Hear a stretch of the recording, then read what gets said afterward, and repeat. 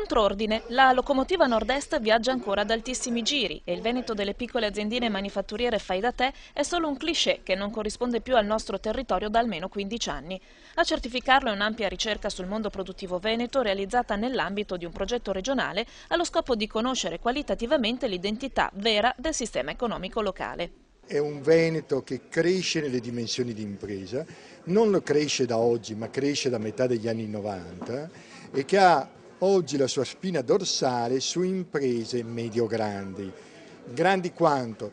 La formula provvisoria adottata non è la formula delle medie aziende, ma il grandi quanto basta ad essere leader nei settori in cui sono presenti, grandi quanto basta a non soccombere alla concorrenza, grandi quanto basta a mantenere e allargare la dimensione internazionale. Piccole imprese crescono, ma non solo. Va smentita anche l'idea che i settori ad alta innovazione siano per esempio solo quelli ad alto contenuto tecnologico. Ad innovare sono tutti, ognuno a proprio modo seguendo istinto, attitudine e consapevolezza.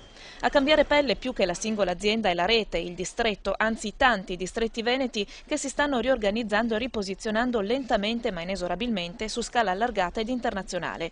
Insomma, il tessuto imprenditoriale veneto è in continuo sviluppo verso dove non c'è dato saperlo. Quello che rimane però da sottolineare è la chiave di questa evoluzione, che è il capitale intellettuale e relazionale delle nostre aziende, su cui continuare a puntare per sostenere la politica economica.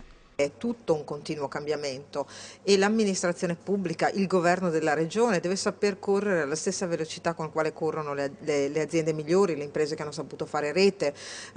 Abbiamo scoperto qui che i distretti così come li abbiamo forse non funzionano, c'è bisogno di qualcosa di più e di diverso.